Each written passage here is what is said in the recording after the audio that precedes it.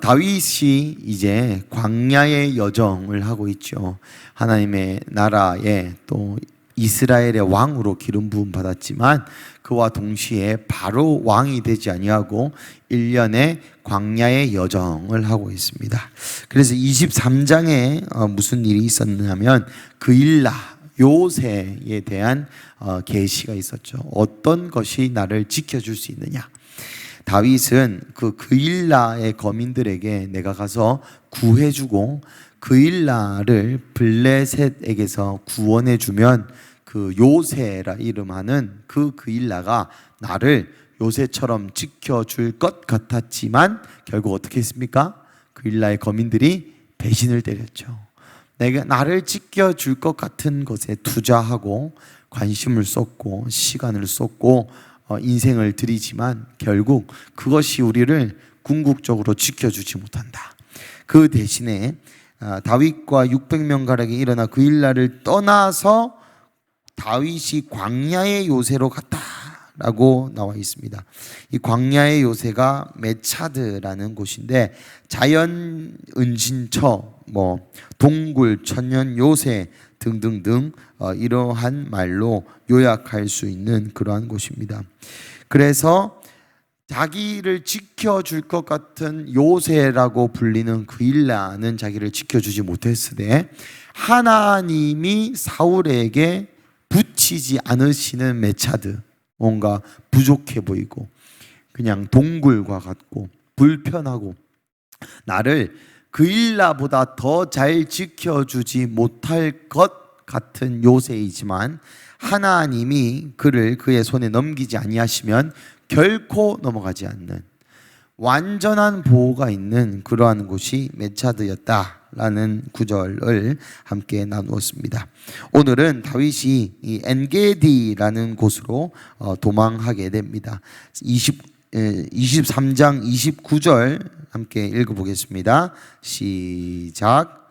다윗이 거기서 올라가서 엔게디 요새에 머무니라. 아멘. 이 세인이 좀 읽어줘. 오늘 그 말씀 읽은 분이 안 오셔가지고. 예. 저 남이 죄송합니다. 예, 다윗이 거기서 올라가서 죄송합니다. 엔게디 요새에 머무니라. 다윗이 이제는 이 유대 광야의 하나인 엔게디로 도망을 갑니다. 거기서 어떤 일이 있었냐? 우리 1절부터 7절까지 한번 읽어보겠습니다. 1절부터 4절까지 먼저 읽어보겠습니다. 시작. 사울이 블레셋 사람을 쫓다가 돌아오매 어떤 사람이 그에게 말하여 이르되 보소서 다윗이 엔게디 광야에 있더이다 하니 사울이 온 이스라엘에서 택한 사람 3,000명을 거느리고 다윗과 그의 사람들을 찾으러 들려함소 바위로 갈새 길가에 우리에 이른즉 굴이 있는지라 사울이 뒤를 보러 들어가니라. 다윗과 그의 사람들이 그 굴 깊은 곳에 있더니 다윗의 사람들이 이르되 보소서 여호와께서 당신에게 이르시기를 내가 원수를 내 손에 넘기리니 내 생각에 좋은 대로 그에게 행하라 하시더니 이것이 그날이니이다 하니 다윗이 일어나서 사울의 겉옷자락을 가만히 베니라. 아멘. 여러분 많이 아시는 얘기죠. 사울이 그래서 블레셋 사람들이 쳐들어왔습니다 해가지고 블레셋 사람이랑 싸우러 갔는데 그 블레셋 사람을 쫓다가 어떤 사람이 다윗이 엔게디에 있답디다 라는 말을 듣고 3,000명을 모아가지고 엔게디에 다윗을 잡으러 갑니다. 이 엔게디라는 말은 이 게디라는 것은 전쟁에 쓰이는 사슴 혹은 새끼 염소 이렇게 해석되어질 수 있는 단어예요.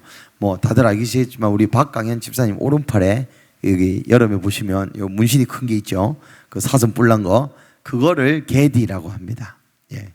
또 이번 주에 너무 유심히 보지 마시고 여기 옆에 이제 그때의 게디라는 것은 전쟁에 쓰이는 옛날에는 말도 탔지만 이 능선을 잘 올라갈 수 있는 사슴, 전쟁용 사슴 혹은 용감한 사슴 혹은 또 다른 번역본에는 새끼 염소라고도 돼 있는데 저희 옛날에 이제 이스라엘 성지순례 갈 때 여기서 저희도 기도하고 사슴도 실제로 보고 그래서 영화 같은 데 보면 옛날 사람들은 사슴을 타고도 전쟁을 했습니다. 그래서 이 이스라엘의 지형을 잘 이해하신다면 많은 언덕들이 있는데 그것을 잘 넘어갈 수 있는 전쟁에 쓰이는, 우리나라로 치면은 뭐 전마 같은, 전쟁에 쓰이는 말과 같은 그런 것이 게디라고 하고, 애는 우물, 샘.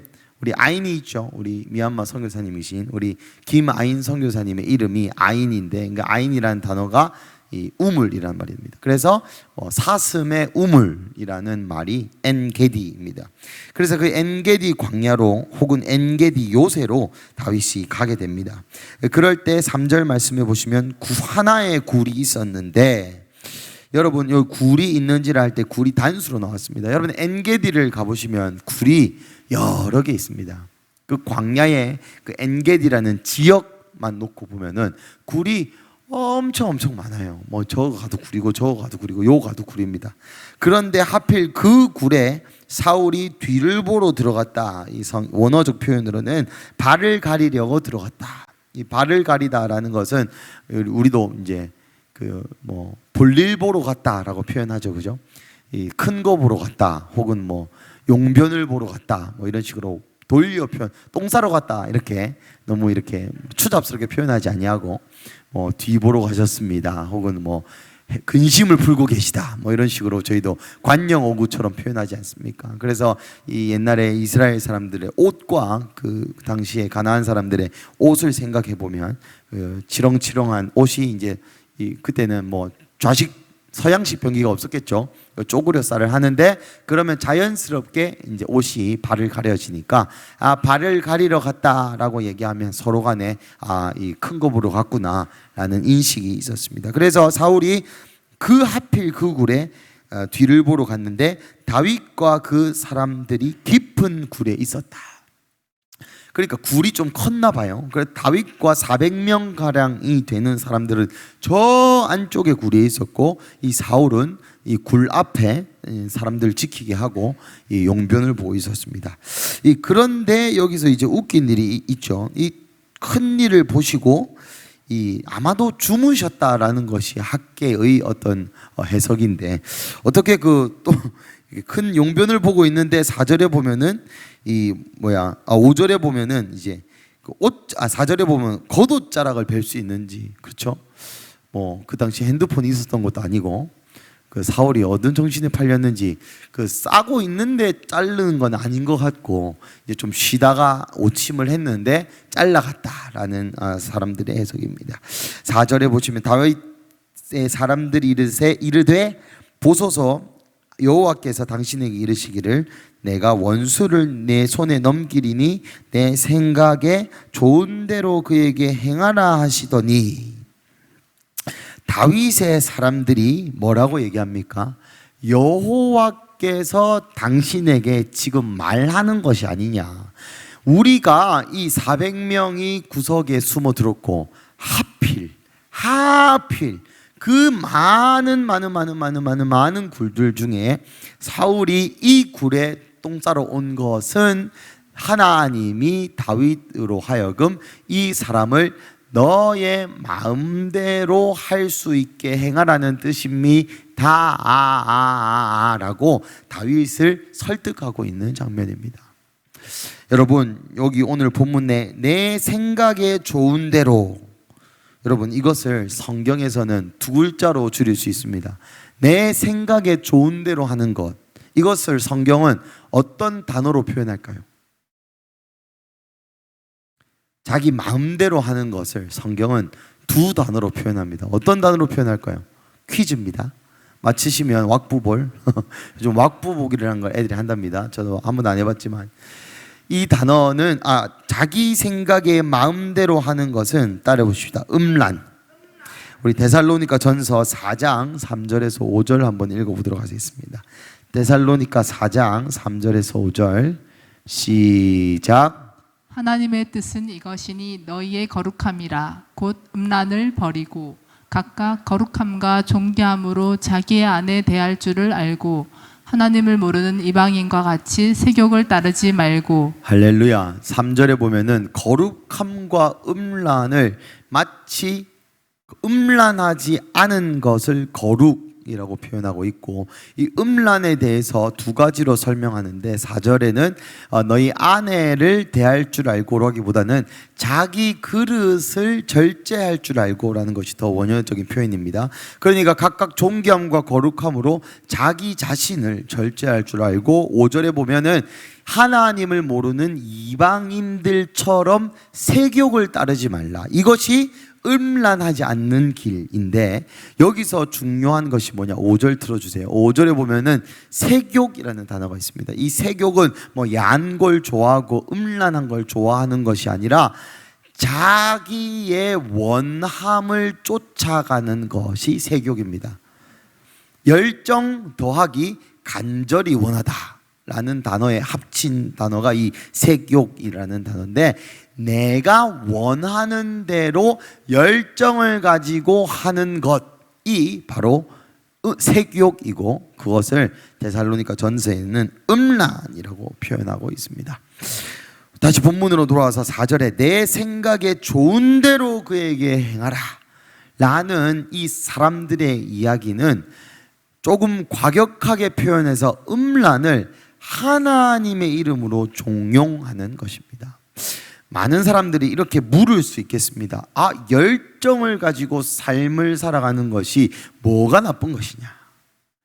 열정을 가지고 무언가 생동감 있게 뭔가를 해나가는 것이 왜 음란이라고 하느냐? 제가 음란이라 한 것이 아니고 성경에 글이 나와 있습니다. 왜 이겠습니까? 음란이라 함은 뭐 야한 걸 좋아한다의 수준을 넘어서서 하나님 말고 다른 것을 마음에 두는 것을 음란이라 합니다. 그러니까 하나님이 우리에게 주신 사명, 하나님이 우리에게 주신 말씀 말고 다른 방향으로 달려가는 일련의 행위를 음란이라고 하는 것이죠. 사랑하는 가족 여러분, 내 생각에 좋은 대로 하는 것이 음란임을 깨달으시기를 주님의 이름으로 축복합니다. 하지만 내 생각에 좋은 대로 하는 것이 아니라, 그럼 어떻게 해야 될까요? 말씀대로 해야 됩니다. 말씀대로. 내 생각에 좋은 대로가 아니고 말씀대로 사는 것을 성경은 거룩이라고 이야기합니다.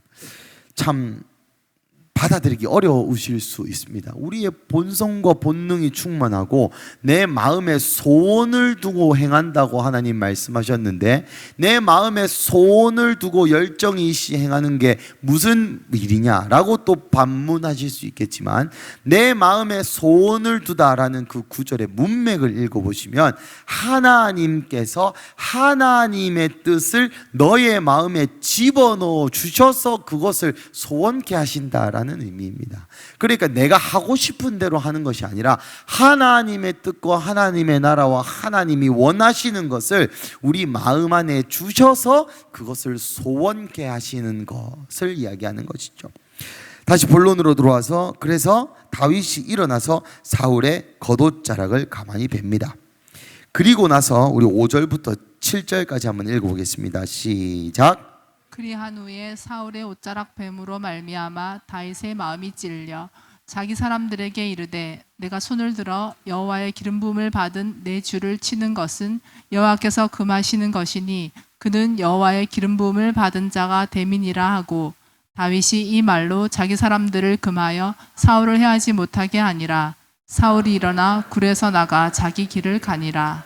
할렐루야. 여러분, 다윗이 사울을 죽이지 않고 겉옷자락만 딱 뺐습니다. 그런데 그것이 마음에 찔렸어요. 상식적으로 여러분 좀 생각해 보시면, 지금까지 사울이 다윗을 죽이려고 했지 않습니까? 지금도 3,000명이나 모아가지고 나를 죽이려고 하는 그 대상에 뭔가 옷자락만 베었으면 양반이다, 뭐 이런 생각 안 드십니까? 나에게 뺨을 한 대 돌려친, 10대 돌려친 사람에게 한 대만 때리면 잘 참았다, 이렇게 말해주고 싶으지 않으시냔 말입니다. 뭔가 내 마음속에 인간적인 기준이 우리는 다 있습니다. 다윗의 모양에도 마찬가지입니다. 마음에 마음에 도덕성이 높다. 아니, 안 때려 죽이면 잘했는데 그 사울 거기서 그냥 콕 찔러 죽여보면 되지. 그냥 겉옷 자른 것이 어떻게 그렇게 마음에 찔리는 일일 수 있냐라고 저는 생각했습니다. 그렇지 않습니까? 저만 또 나쁜 사람? 할렐루야. 저는 그렇게 생각해요. 세상 사람들이 이렇게 얘기합니다. 그 정도 하면 됐다.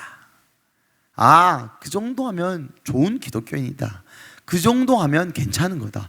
열받을 수 있다. 여러분, 분내고 성내는 것은 죄입니다. 하나님이 금하신 거예요. 금하신 것.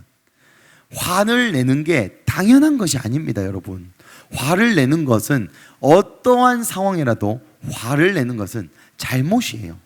물론 거룩한 분노라는 말이 있습니다. 그것은 나 안에 죄가 끊어지지 않을 때 나를 향한 그 죄를 향한 그 분노이지, 뭔가 내가 기분 나빠서 내는 것이 죄입니다, 여러분. 할렐루야. 이것이 말씀에 근거한 인생이라는 것이죠. 다른 사람들은 이렇게 얘기할지 모르겠습니다. 야, 다윗아 잘 참았다. 야, 진짜 너를 2번이나 죽일 뻔했는데 안 찔러 죽이고 옷자락만 베고 경고만 했다니 참 너는 양반이다 라고 우리의 다음 세대를, 또 우리의 인생을 이끌어가서는 안 된다라는 것이죠. 우리는 분명한 말씀에 근거한, 말씀에 의지한, 말씀이 기준이 되는 인생을 살아야 한다라는 것입니다.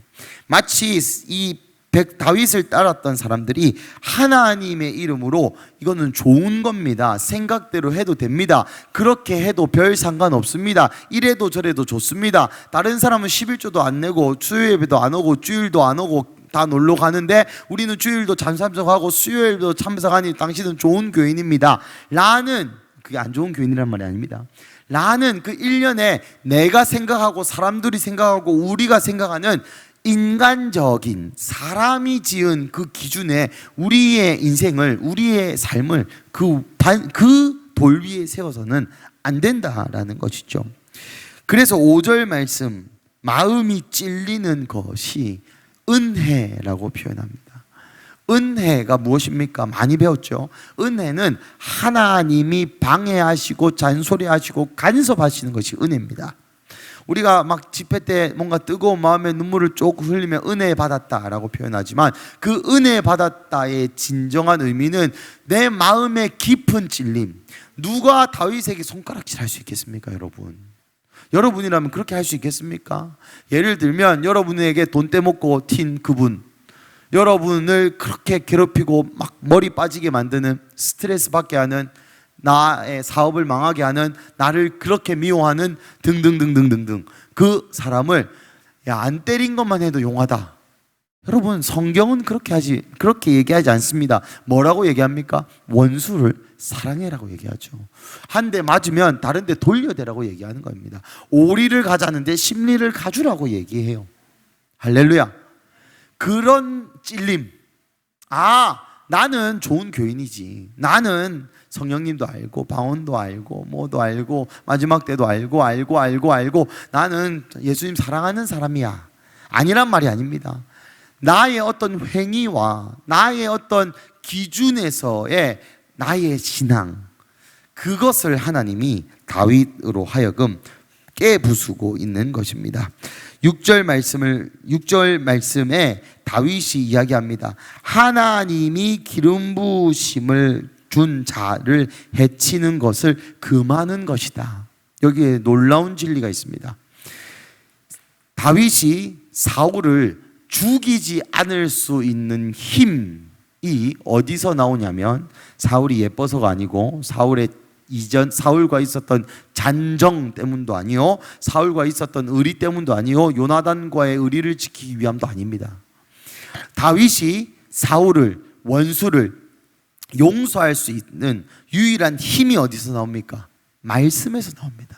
하나님이 금하셨기 때문에 내가 안 해야 돼, 안 할 거야, 안 한다 라는 결론에까지 이르는 그 말씀에 의지해서 삶을 조정해 나가는, 말씀에 의지하지 않고 사람들의 이야기, 사람들의 기준, 사람들이 말하는 하나님, 여러분 사람들이 뭐라 얘기했습니까? 여호와가 당신 손에 주셨다라고 얘기하지 않았습니까? 사람들이 이야기하는 그 말씀이 아니라 성경의 말씀, 나와 하나님과의 관계에서 하나님께서 우리에게 말씀하시는 그 높은 차원의 순결함, 높은 차원의 순종함, 높은 차원의 정결함을 다윗으로 하여금 어떻게 이 과정을 밟아 나가는지, 다윗의 의지로는, 다윗의 도덕성으로는, 다윗의 인간 됨됨이로는 겉옷을 자르는 것, 그것도 너무 귀하죠. 여러분 그런 사람이 어디 있습니까? 그죠? 싸가지가 있는, 매너가 있는, 좋은 도덕적인 사람이 할 수 있는 것은 그냥 겉옷을 자르는 것까지입니다. 하지만 그것은 완전한 순종이 아니었죠. 그래서 하나님의 성령이 우리의 마음에 찔림을 주시는 것입니다. 아무리 내가 좋은 일을 하고 잘한 일을 하고 칭찬받을 만한 일을 하고 그 아무도 나에게 손가락질할 사람 없을지라도 그 성령이 우리 마음에 찔림을, 그것이 은혜죠. 그래서 그 찔림에 반응하여서 하나님의 말씀이 기름 부은 자, 받은 자를 해치는 것은 안 되는구나 라는 것이 깨달아지고, 그래서 요한복음의 성령의 역할이 무엇입니까? 말씀을 깨달아지고 기억나게 하고 생각나게 하는 것이 성령의 역할이죠. 그래서 그 성령님이 우리의 영 가운데, 혼 가운데, 육 가운데 말씀을 깨달아지게 하시고 그 말씀대로 살아가게 하는 그러한 과정을 다윗이 몸소 보여주고 있습니다. 여러분 7절까지 읽을 때 저같이 또 꼬인 사람은 어떻게 생각하냐? 내가 죽여버려야지. 여러분 그렇지 않습니까? 다윗은 지금 400명의 인생을 책임지는 리더입니다. 다윗이 사울을 그냥 살려보내는 거는 그냥 내가 너를 용서해 줄게, 나 2번 죽일 뻔했는데 내가 너 용서해 줄게, 그런 말이 아닙니다. 그것보다 훨씬 더 높은 차원의 책임이 있는 행동이라는 것이죠. 여러분 다윗이 사울을 죽이지 않음으로 이 400명의 살해 위협이 없어지지 않은 것입니다. 다윗이 죽이지 않음으로 이 400명은 여전히 도망자 신세에 여전히 살해 위협을 받아 다녀야만 했던 그러한 사람들이 되어버린 것이죠. 구원받을 수 있는데 이 사울만 없어지면 다 될 것 같은데. 그래서 7절에 사람들을 금하여 사울을 해하지 못하게 했습니다. 제가 다윗의 똘만이었다면 열받지 않았을까요? 그거는 당신이 받은 말씀이고 나는 그런 말씀 못 받았어, 내가 죽일란다, 이래가지고 저는 이 열심분자여가지고 했을 것 같습니다. 사랑하는 가족 여러분, 하나님의 나라의 문화에는 분명 반작용이 있을 것입니다. 내가 하는 결정이 모두가 존중하는 결정이 아닐 수 있어요. 내가 선택하는 이 선택이 어쩌면 우리 아버지, 어쩌면 우리 어머니, 어쩌면 우리 형제들, 어쩌면 우리 가족들, 어쩌면 학교 친구들이 손가락질하며 바보 같다고 멍청하다고 하는 이야기일 수 있습니다. 그럼에도 불구하고 다윗은 그 모든 책임을 껴안은 채로 그 모든 합리적이고 더 편하고 나를 지지했던 그 400명을 어쩌면 배신할 수 있는 것처럼 보이는 그 결정을 사울이 예뻐서가 아니고, 다시 한번 말하지만 요나단의 의리를 지키려고도 아니고 말씀에 순종하는 마음으로 결정했다라는 것입니다. 요즘 현대인들의 기독교, 현대인들의 신앙생활에서 가장 크게 걸리는 부분이 이 지점이 아닐까 싶습니다. 저도 어릴 때 그렇게 배워왔어요. 남에게 민폐 끼치는 사람이 되지 말자. 그렇다고 민폐 끼치는 매너 없는 놈, 싸가지 없는 놈이 되라고 얘기하는 게 아닙니다. 남에게 뭔가 민폐 끼치고 뭔가 기독교라는 것이 조금 이렇게 예쁘게 잘 만든 종교여야 된다 라고 그 누구도 말하지 않았지만 그런 이미지가 제 머리 가운데도, 물론 우리는 나가서 고아와 과부를 돌보고 연약한 자들을 돌보고 사회로부터 인정받아야 되는 목표가 있습니다. 맞습니다. 하지만 그 사회로부터 인정받는 것이 하나님의 말씀을 따르는 것보다 우선되어서는 안 된다라는 이야기죠. 이것을 전문적인 조금 신학적인 용어로 표현하면 도덕이라고 표현합니다. 사회적 도덕. 사회적 도덕이 말씀보다 앞서서는 안 된다라는 것입니다. 우리 8절부터 15절까지 쭉 한번 읽어보겠습니다. 시작. 또 일어나 그래서 나가 사울의 뒤에서 외쳐 이르되 내 주 왕이여 하매 사울이 돌아보는지라 다윗이 땅에 엎드려 절하고 다윗이 사울에게 이르되 보소서 다윗이 왕을 해하려 한다고 하는 사람들의 말을 왕은 어찌하여 들으시나이까. 오늘 여호와께서 굴에서 왕을 내 손에 넘기신 것을 왕이 아셨는 것이 어떤 사람이 나를 권하여 왕을 죽이라 하였으나 내가 왕을 아껴 말하기를 나는 내 손을 들어 내 주를 해하지 아니하리니 그는 여호와의 기름 부음을 받은 자이기 때문이라 하였나이다. 내 아버지여 보소서 내 손에 있는 왕의 옷자락을 보소서. 내가 왕을 죽이지 아니하고 겉옷자락만 베었은즉 내 손에 악이나 죄가가 없는 줄을 오늘 아실지니이다. 왕은 내 생명을 찾아 해하려 하시나 나는 왕에게 범죄한 일이 없나이다. 여호와께서는 나와 왕 사이를 판단하사 여호와께서 나를 위하여 왕에게 보복하시려니와 내 손으로는 왕을 해하지 않겠나이다. 옛 속담에 말하기를 악은 악인에게서 난다 하였으니 내 손이 왕을 해하지 아니하리이다. 이스라엘 왕이 누구를 따라 나왔으며 누구의 뒤를 쫓나이까. 죽은 개나 벼룩을 쫓음이니이다. 그런즉 여호와께서 재판장이 되어 나와 왕 사이에 심판하사 나의 사정을 살펴 억울함을 풀어주시고 나를 왕의 손에서 건지시기를 원하나이다 하니라. 아멘. 네. 예, 다윗이 9절부터 15절까지는 이제 적극적인 하나님의 말씀에 대한 순종을 보여주고 있습니다. 이전까지는 야, 나 안 죽일 거다. 죽이지 마라. 누구도 죽이지 말고 나도 안 죽일 거다. 그러고 나서 사울이 잠자다가 나갔겠죠. 모침을 하고 나갔던지 변을 다 보고 나갔던지 나갔는데 다윗이 나가서 뭐라고 합니까?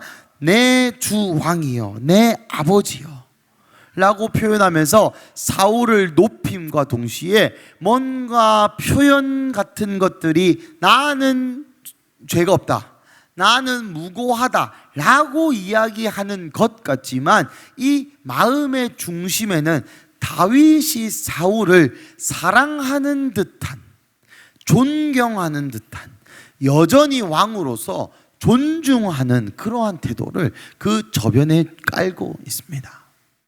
어떤 사람에게 여러분 아버지라고 부릅니까? 그죠? 어떤 사람에게 나의 주인님이라고 부를 수 있겠습니까? 나를 죽이려 했던 그 원수, 또 내가 죽일 수 있었던 그 원수를 죽이지 않는 것, 하나님의 말씀에 순종하는 것, 이까지도 잘했죠. 이제는 더 적극적으로 나아가 이 당시에 뭐 원수를 사랑하라는 말씀 예수님 안 하셨지만 그 하나님 나라의 문화, 그것을 저는 천국의 문화라고 표현하고 싶습니다. 이 천국의 문화를 그 대적의 눈앞에 보여주는 데까지 다윗은 걸어 나가고 있다라는 것입니다. 사랑하는 가족 여러분, 하나님이 우리에게 하나님의 말씀을 주실 때 우리 또한 이러한 믿음의 액션이 있기를 주님의 이름으로 간절히 축복합니다. 인내하라는 말씀을 듣고 그냥 나를 괴롭히는 저 말도 안 통하고 대화도 안 통하고 진짜 어디 쥐어박아 버리고 싶은 그 사람을 참고 견뎌주는 것이 아니라 내 주여, 내 왕이여, 내 아버지여, 내 아들아, 내 딸아 라고 적극적으로 더 사랑해버리고 적극적으로 더 열어버리고 적극적으로 마음을 더 찢어버림으로써 그 사람을 완전히 품게 되는 것이죠. 그럴 때에 어떤 일이 일어났냐? 16절부터 22절 한번 읽어보겠습니다. 시작. 다윗이 사울에게 이같이 말하기를 마침에 사울이 이르되 내 아들 다윗아 이것이 내 목소리냐 하고 소리를 높여 울며 다윗에게 이르되 나는 너를 학대하되 너는 나를 선대하니 너는 나보다 의롭도다. 내가 나 선대한 것을 오늘 나타냈나니 여호와께서 나를 내 손에 넘기셨으나 내가 나를 죽이지 아니하였도다. 사람이 그를 평안히 가게 하겠느냐. 내가 오늘 내게 행한 일로 말미암아 여호와께서 내게 선으로 갚으시기를 원하노라. 보라, 나는 내가 반드시 왕이 될 것을 알고 이스라엘 나라가 내 손에 견고히 설 것을 아노니 그런즉 너는 내 후손을 끊지 아니하며 내 아버지의 집에서 내 이름을 멸하지 아니할 것을 이제 여호와의 이름으로 내게 맹세하라 하니라. 다윗이 사울에게 맹세하며 사울은 집으로 돌아가고 다윗과 그의 사람들은 요새로 올라가니라. 아멘. 그 천국 문화를 다윗이 풀어놓았더니 어떤 일이 일어났습니까? 사울이 변화되었죠. 아멘. 물론 이 뒤에도 사울이 또 헷가닥해서 다윗을 죽이러 가지만 이때 당시에 사울은 제가 생각했을 때는 좀 정신적으로 매우 많은 문제가 있었던 것 같습니다. 그리고 실제로 다윗이 이게 수금을 타면서 악령을 쫓아내는 일도 있었죠.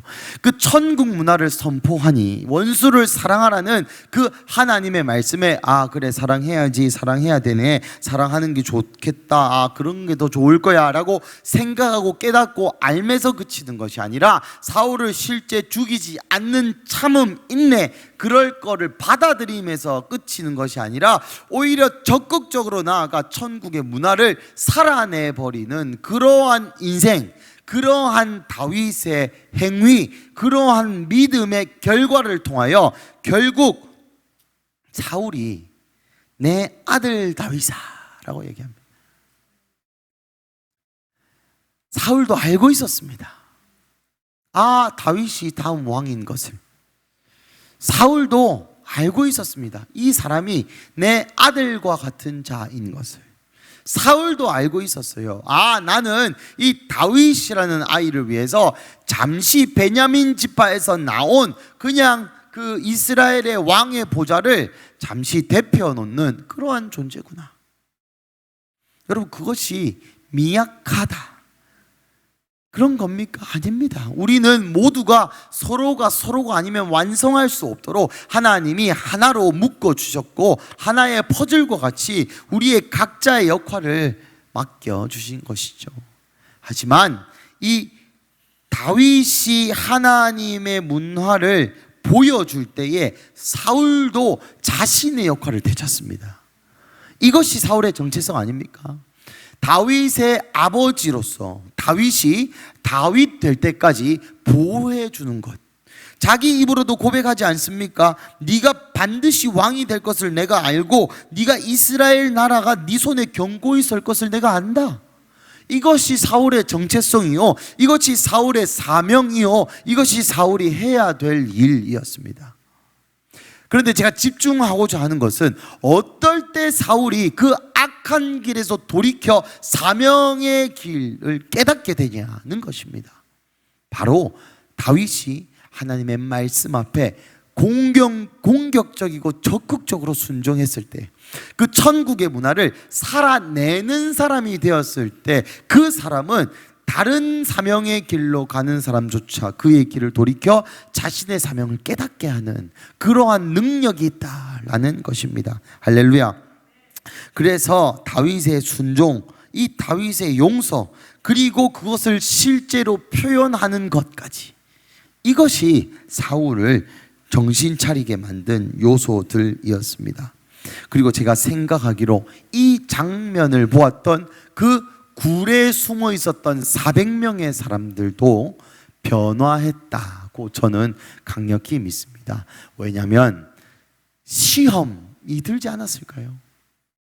제가 너무 못된 사람이라 그런, 제가 다윗의 이 군사 중 한 명이었다면, 그 아둘람 굴에 엔게디에 짱 박혀 있었던 사람 중 한 명이었다면, 다윗에 대한 불평불만이 막, 아 진짜 지 좋은 거 하려고 진짜 우리 다 고생시키네, 막 그런 거 있지 않습니까? 아니 지가 용서하면 용서했지, 나는 용서 안 했는데 강제로 용서하란다. 너무 공감 가십니까? 저는 그랬을 것 같아요. 그런데 있지 않습니까? 그 다윗이 그래 또 내가 뭐 하나님이 이 리더를 붙여주셨는데 까라면 까야지 이래서 대가리 팍 받고 이렇게 쫙 가서, 그렇지만 이 다윗이 사울을 향하여 내 주, 내 왕, 내 아버지여 할 때부터 뭔가 소름이 끼쳤을 것 같아요. 이 말하는 것도 다윗에게는 부담이에요. 여러분, 사울이 미쳤다고, 여러분. 뭐 그냥 뭐 옷 자른 게 뭐라고요. 이 말을 할 때 사울이 돌변해가지고 주변에 있던 3,000명의 군사를 그 굴 속에 있었던 400명의 사람들을 죽일 수 있는 충분한 힘과 기회와 위험이 있었습니다. 다윗이 내 주여 내 아버지여 할 때 저 같은 믿음이 없는 사람은 다윗을 보고 야, 우리 이제 끝났다 이제. 바로 저는 이 칼과 방패를 들고 이제 3,000대 400 해보자. 주님 힘을 주시옵소서. 저는 그랬을 것 같아요. 그런데 그 모습을 보고 사울이 내 아들 다윗아라고 했을 때 펑펑 울지 않았겠습니까? 자기도 괴로웠을 거예요. 악령이 씌었던지 정신병이 났던지 내가 어디로 무엇을 할지 사명을 못 찾아가는 그 사울에게 내 아버지여라는 말이 귓가에 들리는 순간 내 아들 다윗이구나.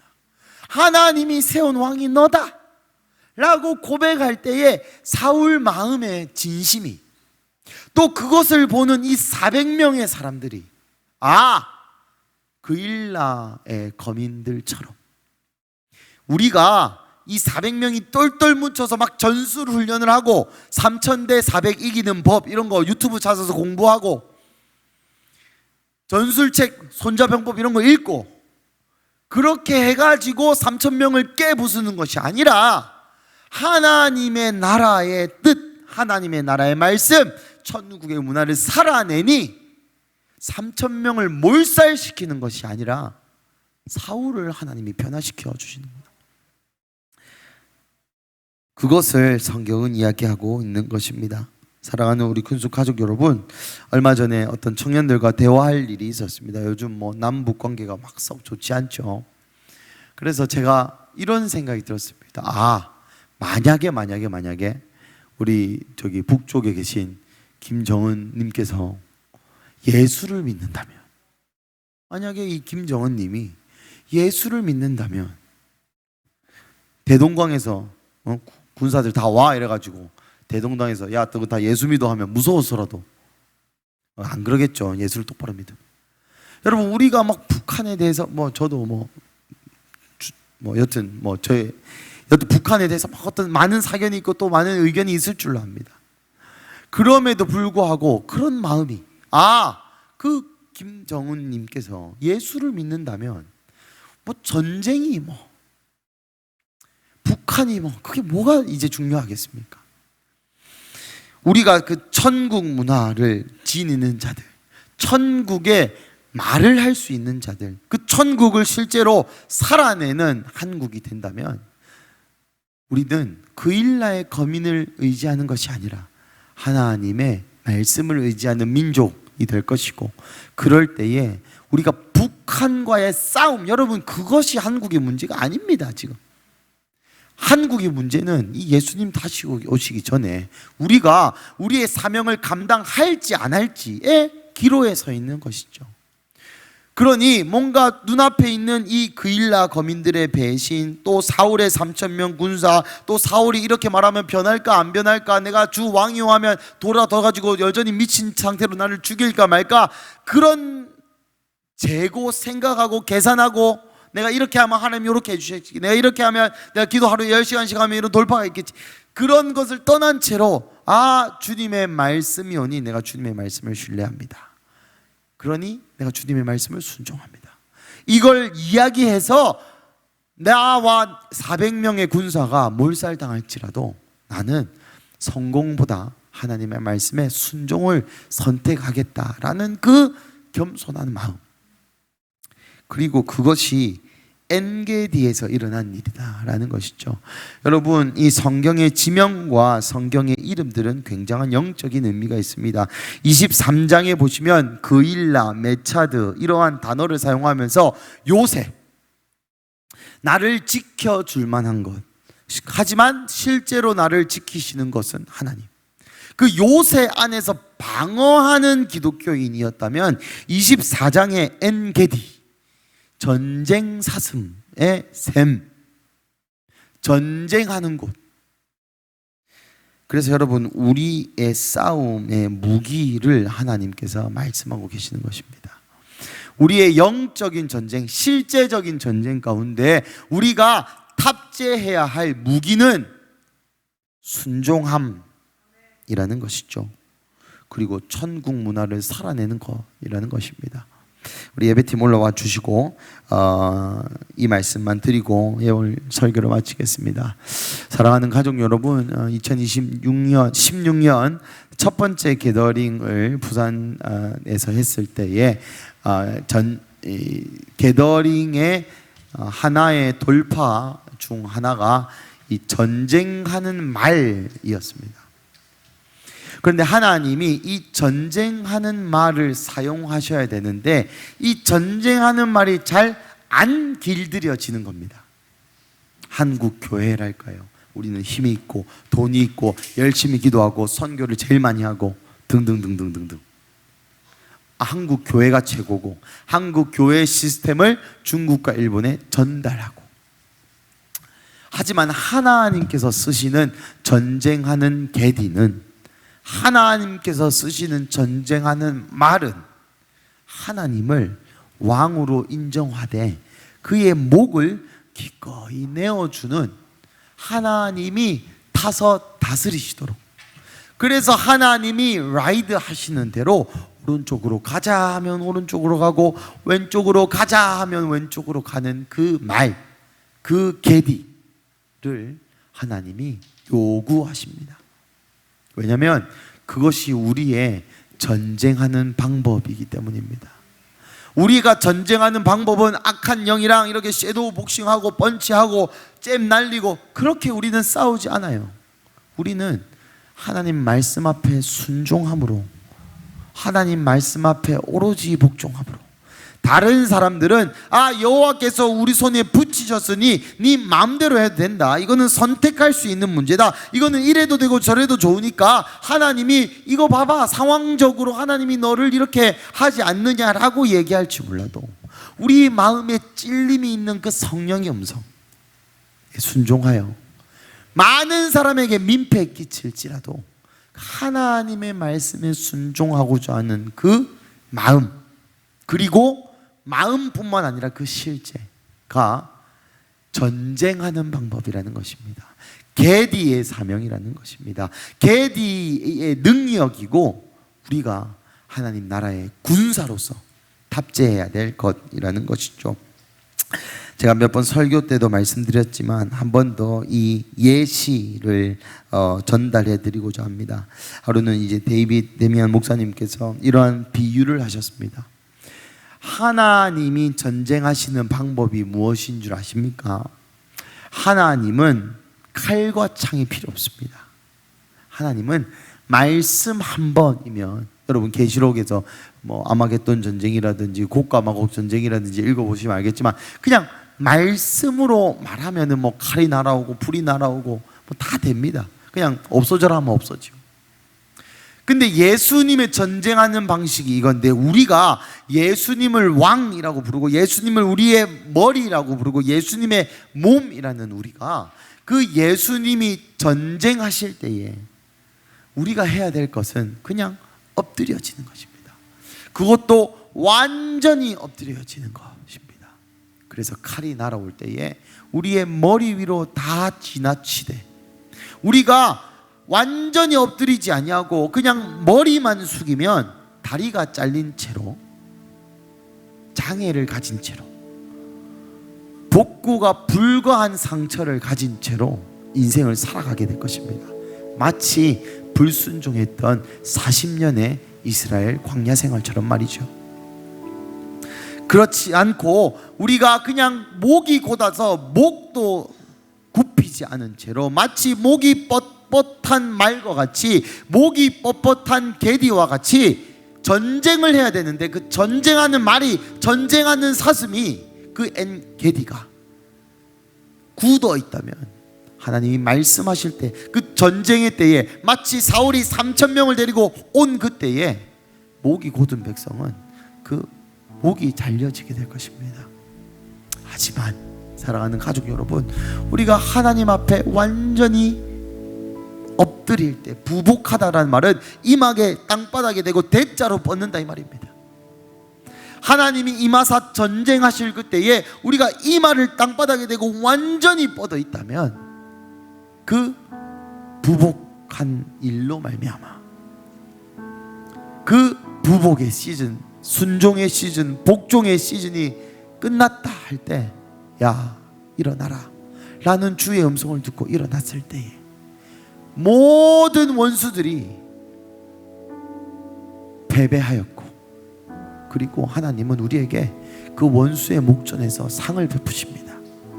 내가 한 것은 단지 그냥 이 말을 받고 주님 앞에 순종한 것뿐인데, 전쟁은 여호와께 속했다지 않습니까?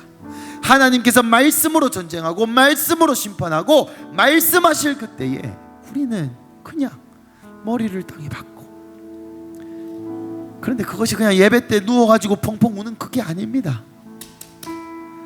400명의 리더로서 400명의 목숨을 걸고 그 하나님의 용서하라는 그 말, 그 하나님의 그 감동을 따라 순종하는 그 실제, 그것이 머리를 땅에 박고 부복하는, 예수 믿는 우리가 전쟁하는 방법입니다.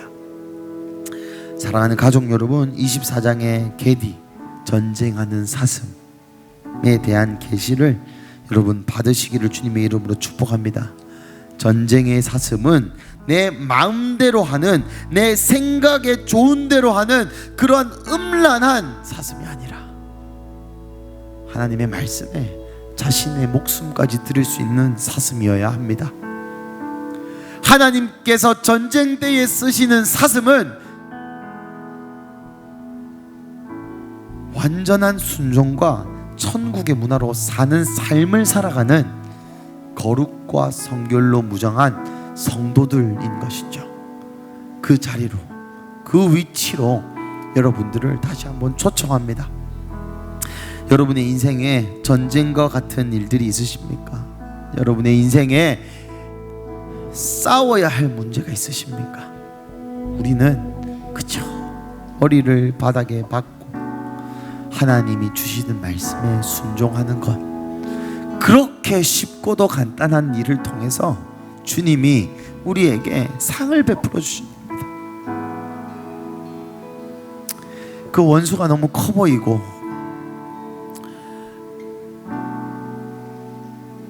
끊기지 않을 것 같던 죄,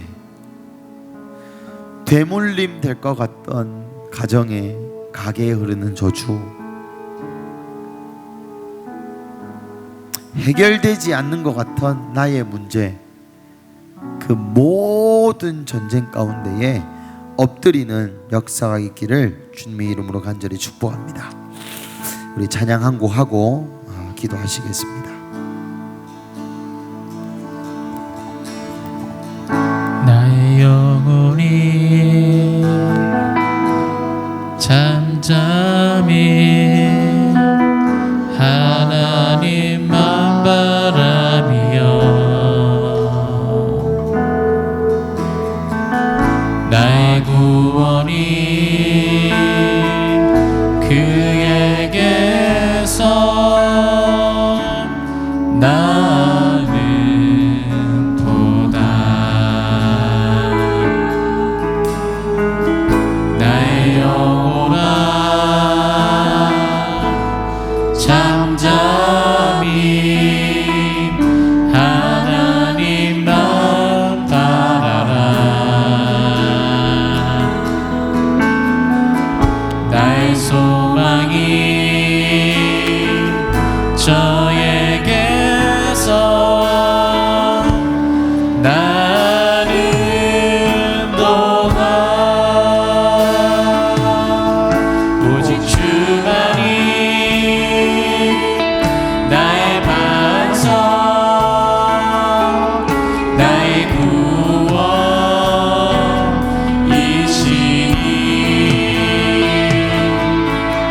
오직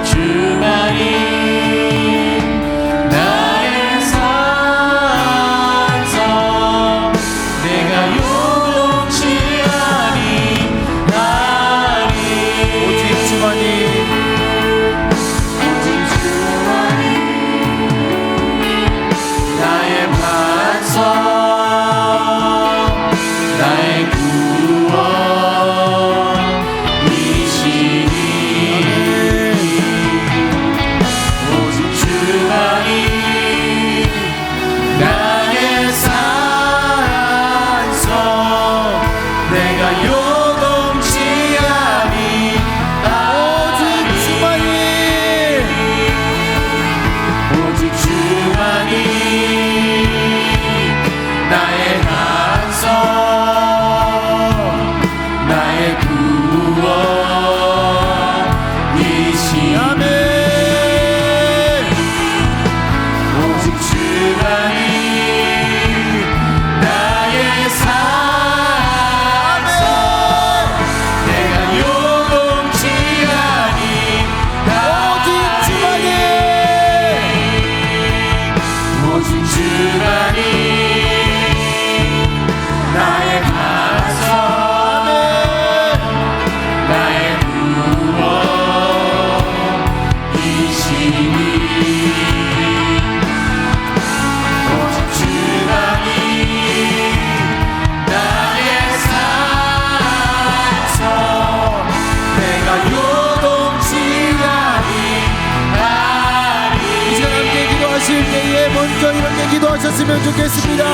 주님, 내 마음에 마음대로 하는 이 모든 인본주의에서 벗어나게 하여 주시옵소서. 내 생각에 옳다고 생각하는 대로 결정하는 음란을 주여 버리게 하여 주시옵소서라고 우리 주여 부르시고 기도하시겠습니다. 주여!